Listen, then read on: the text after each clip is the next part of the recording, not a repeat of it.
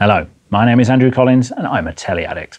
This week, National Treasure, Ealing Comedies, Ripper Street, Paranoid and a dash of Red Dwarf and Keith Richards. I've noticed that not enough of us recognise or appreciate the incredible work being done on television by composers. Never mind did you see, did you hear?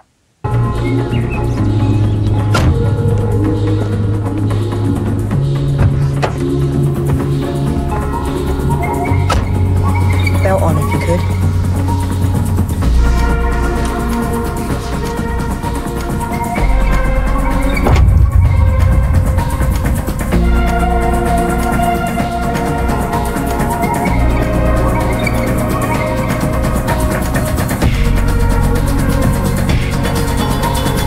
In Channel 4's newest issue drama, National Treasure, a beloved entertainer is accused of sexual assault in the Yew Tree Manor and prepares to enter the bear pit of trial by media. But how much more intriguing it was as an exploration of the inner self with Christabel Tapia de Vere's eerie music.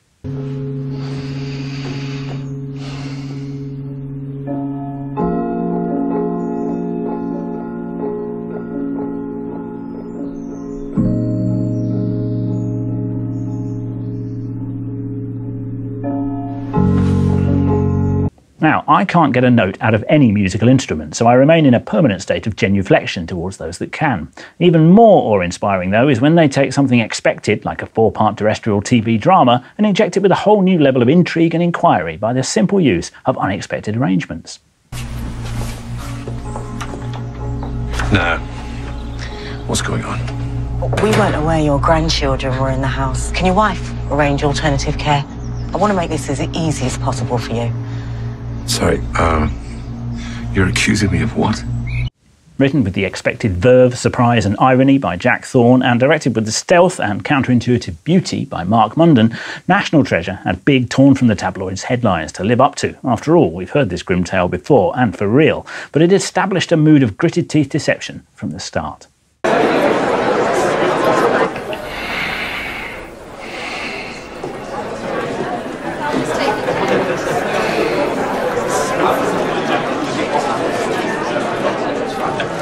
Hey. Hey, loved your speech. Well, I thought it was important that Carl got all the big laughs. Huge fan, by the way. Oh, likewise. A bold decision to use real comics as themselves, including Frank Skinner, Robert Webb and Alan Carr, to galvanise the verite. Robbie Coltrane carries the ballast of a man out of shape and, to a degree, out of time. And to mercilessly mic up his laboured breathing, Tony Soprano style, was a masterstroke. Hello, buddy.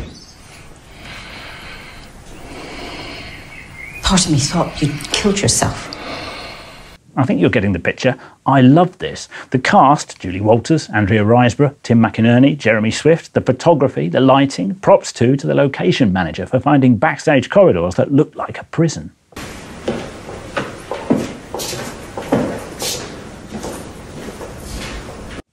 Not many laughs yet this week, despite kicking off with a drama about light entertainment, but that's about to change.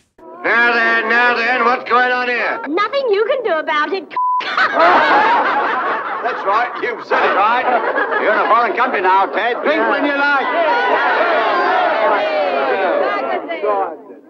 Right, but it's a pint. They really were marvellous times on the bomb sites of during and post-war Britain, and I welcome this star-spangled history of Ealing Comedies, fronted by a man who may even love them more than I do. I'm going to drive a train and tell you about the Titfield Thunderbolt. Yeah, baby! We last saw him swanning around the margins of the 0.1% and throwing himself backwards onto 4-poster beds on expenses in Richard E. Grant's Hotel Secrets for Sky. At least in this 3-parter, on Gold, the gallivanting is a little more modest and parochial. Pimlico piece, sir.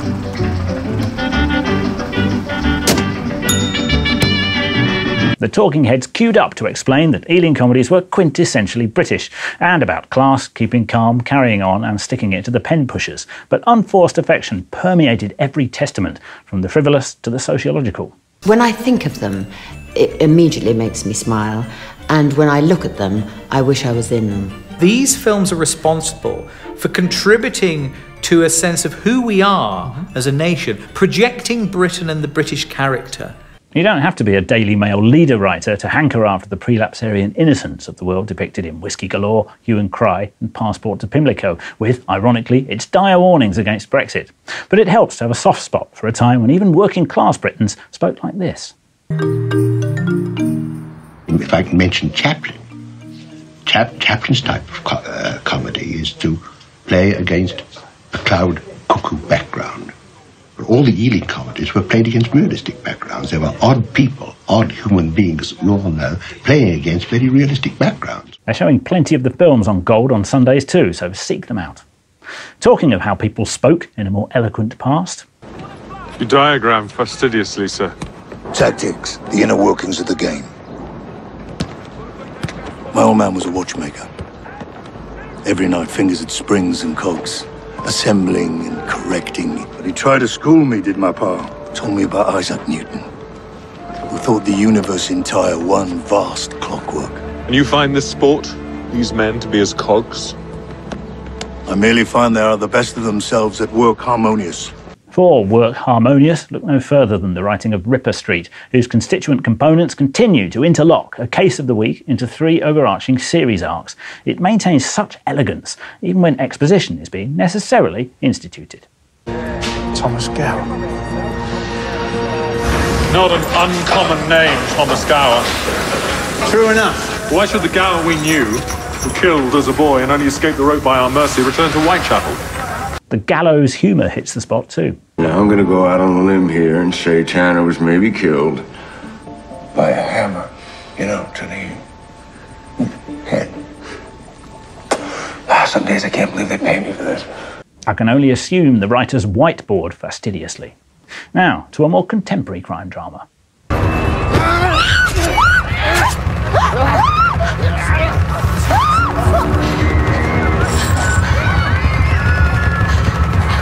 Nicely staged by director Mark Tonderai, who used to be on Radio 1 when I was, but for all the panic, it is yet another 8-parter in which socially inept detectives must solve the grisly murder of a woman. And it's always a woman, and it's always grisly. I'd like to tell you that Paranoid is different, but... Shakespeare in the workplace. There's a directive against that, isn't there? Intellectual harassment is bordering on a hate crime. No work to do today, Nina.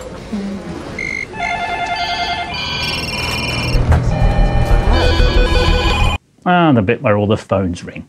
It's set up as a mystery, but everything we learned from episode 1 was thanks to decent actors like Neil Stuke, Robert Glenister, Leslie Sharp and Game of Thrones' Indira Varma explaining it to each other for our benefit. I'm 38. We've been together forever. Oh, yes. 4.5 years. When you get involved with a woman in her 30s and it's a relationship for 4 years, that means something. Can we not do this, please? What, state everything as a fact? Don't people in real life actually and ah and leave sentences hanging in midair? Nobody asks leading questions like this. Aren't you curious about why I'm a Quaker? Yeah. Well? Or you could just tell me. Oh, don't worry, he is going to tell you. I get these, panic attacks. Stuff just gets to me. Buskers have got amplifiers now. It's so loud. I used to love listening to buskers. Now they all think they're on the X Factor. ITV set a very high bar with last year's utterly gripping crime drama Unforgotten. Unless I'm being paranoid, they've just lowered it again. I feel like I'm having 1,000 thoughts all at once. All this stuff is racing through me. And coming straight out of your mouth. Hey, I was going to review indefatigable cult comedy classic Red Dwarf, which returned for its 11th series and second series under its new wing at Dave, and enjoyed an understandably huge crowd on Thursday night. But I haven't watched the show since the beginning of Series 3 in 1989. What will it be like? This is the SS Samsara escape pod, ident 12/beta2. Can you read me over? Yes, we copy, ident 12/beta2. This is very important. You must... What happened? We lose the link? No matter, sir.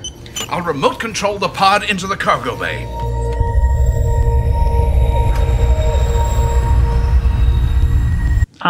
Exactly the same, except it looks much more expensive, even if it isn't, and the CGI is better than Victoria's on Sunday night on ITV. I was lucky enough to work alongside Craig Charles for many years at Six Music, so I feel extra guilty for having ignored the programme since the Berlin Wall came down. But it seems in good nick. These are actually clips from the upcoming episode 2, which you can see first on UKTV Play now.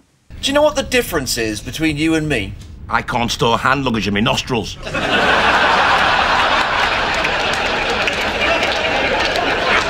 Staying in orbit, your moment of zen comes from an entire weekend of zen, Keith Richards' Lost Weekend, on the licence fee justifying BBC 4, in which the indestructible chuckling sage linked visual flotsam and archival jetsam from his long life over 3 nights. Watch it all while time is on your side. Here's Keith on Fame. You live with it. I mean, I've been 19, I've been a bloody star, you know. I've been anti-star, all the time, but I've realised it's a losing fight, quite honestly, you know. Some people love it, you know. Ronnie loves being famous, and he can handle it. I mean, he doesn't mind like bumping into like crowds of people going, yeah, Ronnie, I love you, you know, and bless his heart, you know. Thanks for watching. Don't forget to subscribe to the UKTV YouTube channel, where you can watch all sorts of other videos, as well as previous Telly Addicts. And on the coffee table this week, a brand new book by Nigel Tassell called Bottom Corner. It's about non-league football, and it's very good. See you next week.